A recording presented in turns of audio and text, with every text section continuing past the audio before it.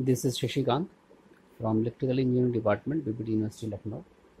Today, I am going to discuss about the different type of drives, such as constant power drive and constant torque drive.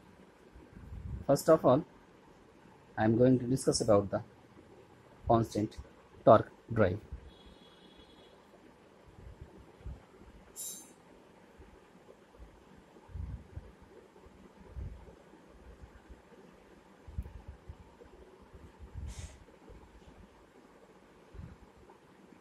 In constant torque drive, we are going to discuss about the drive system, how it works.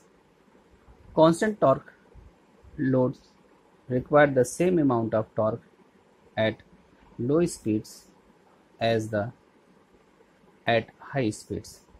For example, if the speed increases by 50%, that speed is going to increase 50%,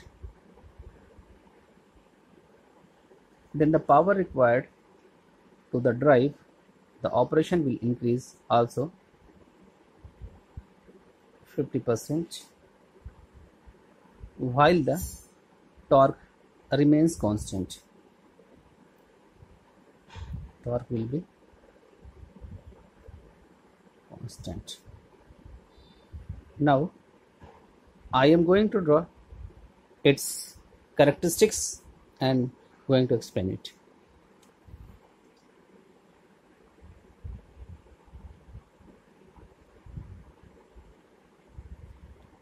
There are two axes. Here we are going to represent the torque axis, and this side is speed axis. In the same manner,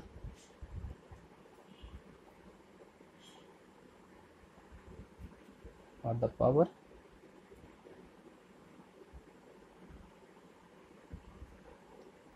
and the speed.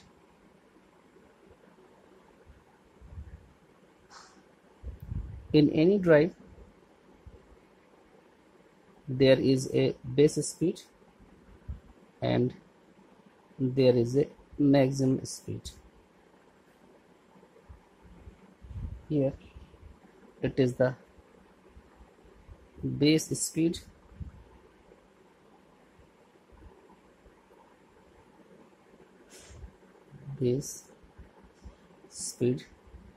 and it is the maximum speed.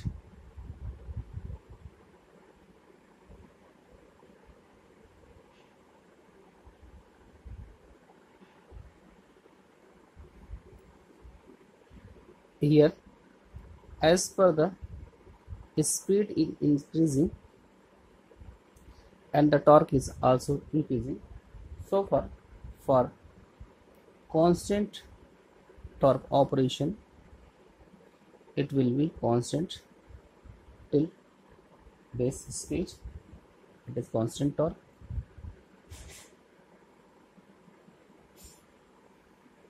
and for the power,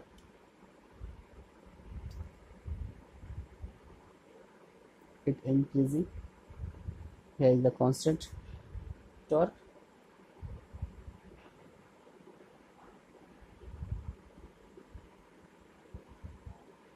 here is the constant power,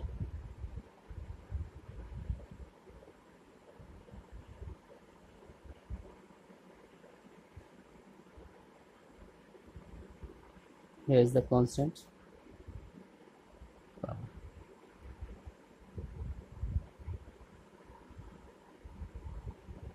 So far, in these diagrams, before the base speed, operation is for constant torque, and from base speed to maximum speed, it is for the constant power. Now we will discuss about the constant power drive. In constant power drive is the simple and efficient. In the shown diagram, the constant power exploiting the resistive properties of such load, it delivers a chopped DC drive of variable duty cycle implemented with simplicity, low cost and high efficiency. Now we will discuss about the different types of load on the basis of the torque, such as constant torque, constant power and variable torque. So far, three types of the loads.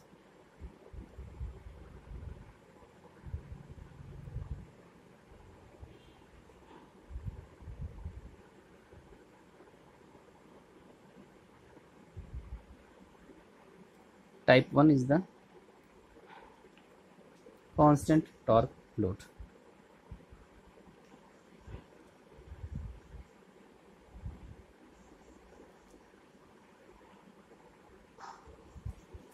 First of all, we can draw its characteristics. For example, we are taking percentage form, so it is for 100%, it is the percentage speed, it is the power, that is percentage HP horsepower, it is 100% and it is 100%. So far,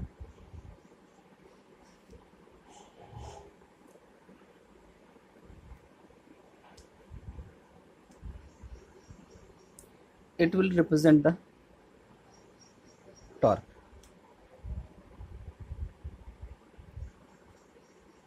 Here is the speed in this axis and here is the power in HP. Constant torque loads require the same amount of torque at low speeds as at high speeds. Torque remains constant throughout the speed range and the horsepower increases and decreases in direct proportion to the speed. Constant torque load include most positive displacement and reciprocating pumps and compressors, as well as traction drives and conveyors. With constant torque load, the torque is not a function of speed. As speed is changed, the load torque will remain fairly constant and the horsepower will change linearly with the speed. For example, if the speed increases by 50%, then the power required to drive the operation will increase 50%, while the torque remains constant. Now we will discuss about the type 2, that is constant power loads. Type 2.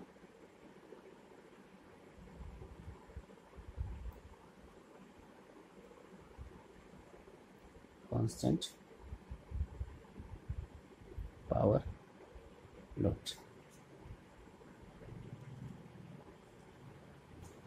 And its characteristics I am going to make on the reverse side of this page.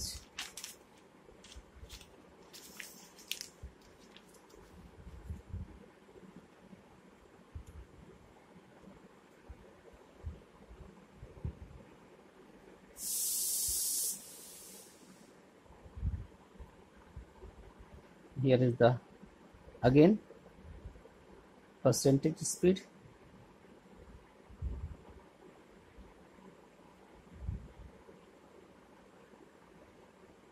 Here is the percentage torque.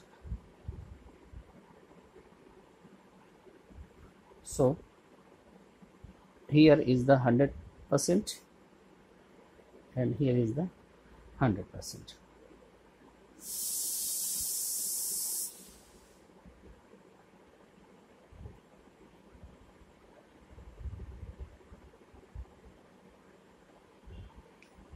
Its characteristics will seems like this.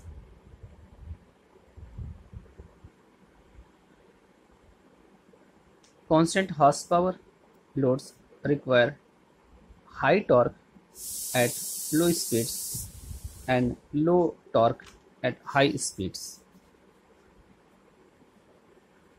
which means constant horsepower at any speed. Constant horsepower loads include grinders, winding machines, and lathes. For constant horsepower loads, the torque loading is a function of speed up to 100% operating speed. As the speed of the operation is decreased, the torque increases so that the horsepower required remains essentially constant. Third one is the variable torque loads. Type is the variable torque loads.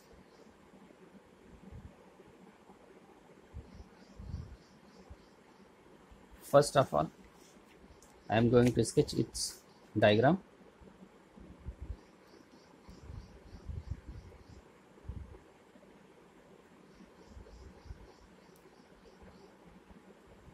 Again, this side is percentage speed,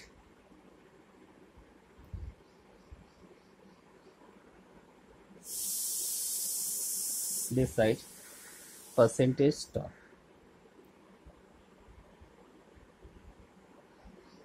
Here is the 100% and here is the 100% of speed. Here it's 50% reach, here the 50% reach. So far the characteristics will move such as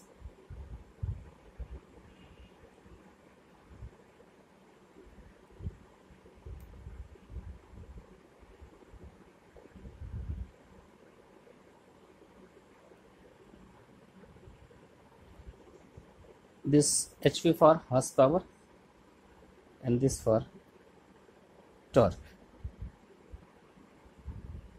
For 50% of the speed, the torque will be on 25%. So far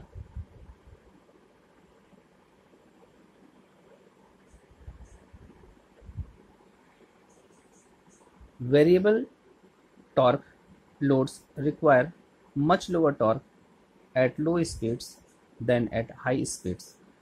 The torque required varies as the square of the speed and the horsepower required varies as the cube of the speed.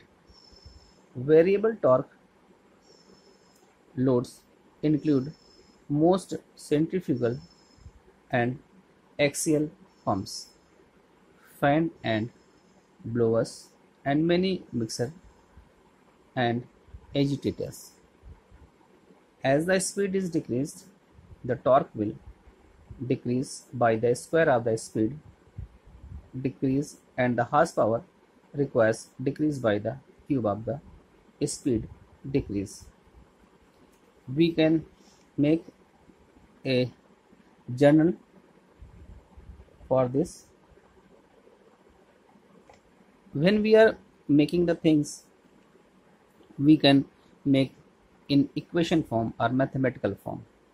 So far, let us, there are two torques, torque 2 is the ratio with torque 1 is equal to rotation per minute, means speed in the minutes of the second, and RPM for the first, and it will be for square. For the horsepower, we can conclude horsepower 2 oblique horsepower 1 is equal to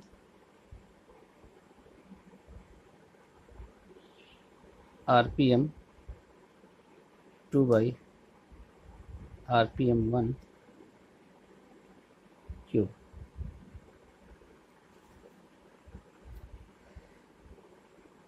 As an example, when the speed of a variable torque load is reduced by 50% or one half, the torque required to drive the load is reduced to 1/4 or 25%, as in this diagram.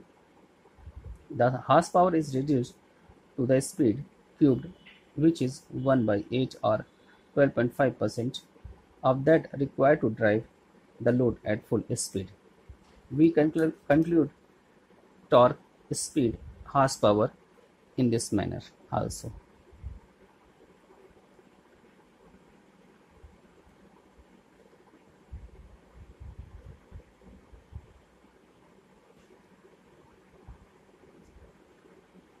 There is the torque, there is the speed, here is the power in the HP, means horsepower. It is for 100%, it is for 100%, it is for 100%. Torque goes to 25, speed goes to 50, and horsepower or power goes to 12.5%. Now I am going to discuss something about the constant power drive, because it is very simple and efficient.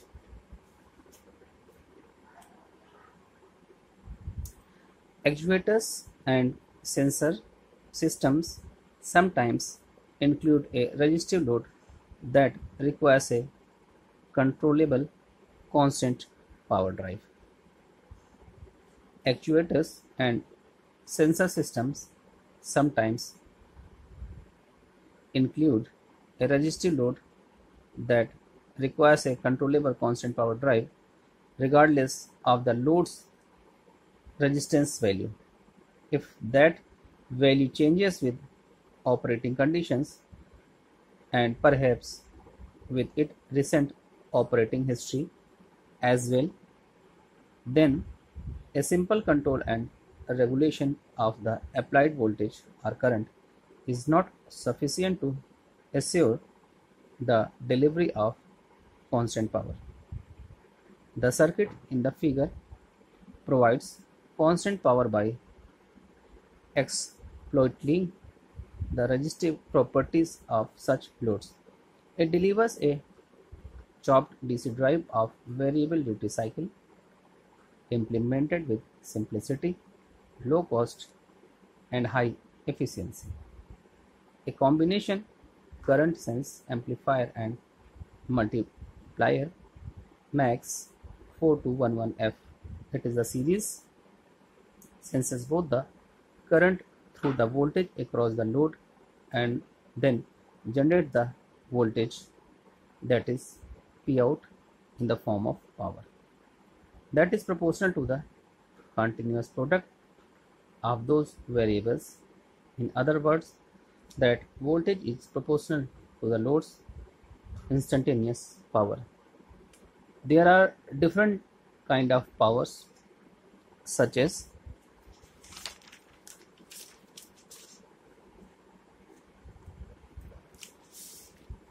first one is the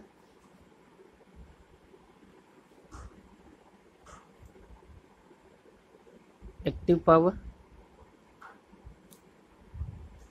next is the reactive power,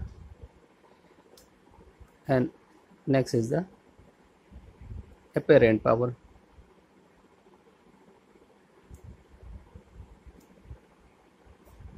That is Vi, that is Vi sin phi, Vi cos phi. Basically, apparent power is the total power in any circuit. For example, in our house, we are getting the power, overall power, that is apparent power. Voltage of our home system and the total load at that moment when we are measuring, voltage and current multiplication will provide the apparent power, means total power we are receiving. Active power is the power which we are using, such as in the light, fan, refrigerator, air conditioner, etc. So far, next is the reactive power. Basically, reactive power is stored in the circuit. Let us tell about one example. Let there is a wire and current is flowing through this. We know when a wire having a current, there will be a magnetic field across this. When this wire is made in the form of coils, because there are number of systems using coils such as fan, machines especially having the coils, transformers have the coils. In the coil system, the magnetic field will be very high, and such power in that magnetic field is stored, and this power will lie till the supply is on. As the supply goes off, this magnetic field will also goes. When we are measuring the power, that is active power, we are getting the apparent power, we can find the reactive power. Because it is stored in our system, we can't use this. Depending on the inductive load, the reactive power will be harmful for us. We can increase or decrease with the help of different type of capacitors or other systems.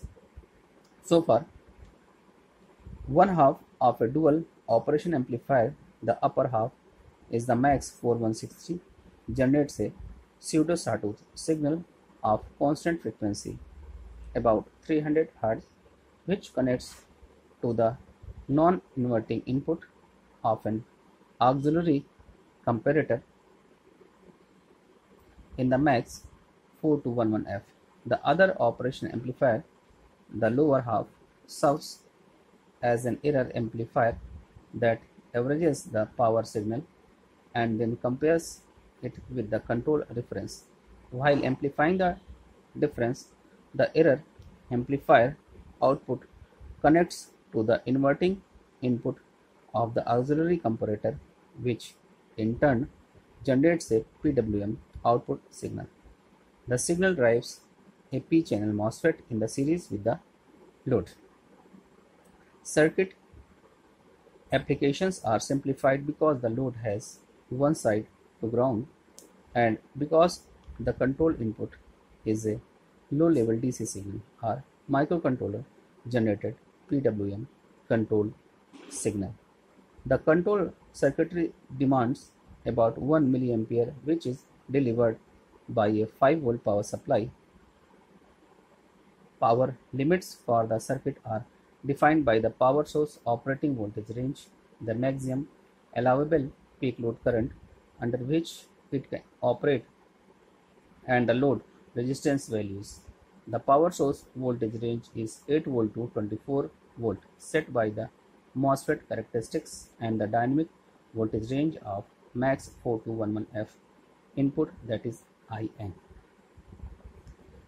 That range covers most DC supplies. For industrial and instrumentation systems, the peak load current is 4 ampere, fixed by the combined effect of the voltage dynamic range at the MAX 4211F current sense input and the chosen value of the current sense register. In this example, the value is 25 milliohm. Given a desired power level, the voltage and peak current limits set boundaries for the load resistance in each case. The minimum allowable load resistance is given by the ratio of maximum power voltage expected to the peak current limit, that is 4 ampere. The maximum load power the circuit can regulate is approximately the square of minimum power voltage expected divided by the maximum load resistance expected. Under any conditions, the maximum power loss in the circuit is 0.4 watt in the sense resistor plus 0.8 watt in the power MOSFET for a total of 1.2 watt with the control voltage input V constant at 0.5 volt. The circuit shown delivers the regulated 10 watt to a 6 ohm load.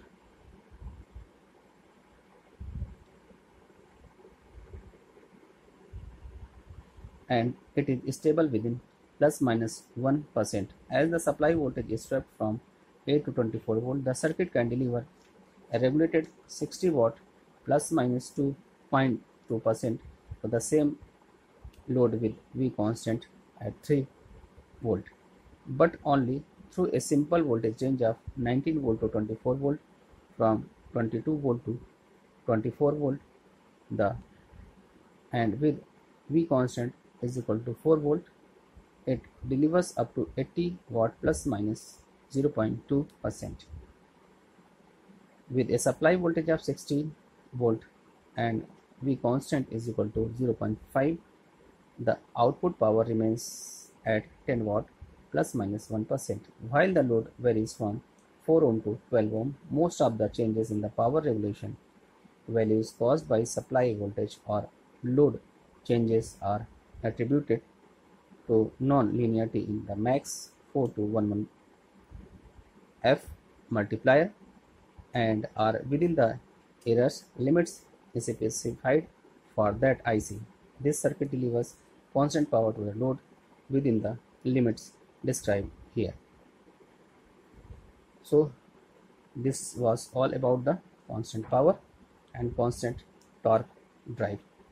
Now we are going to discuss about which speed control is preferred for constant torque drive.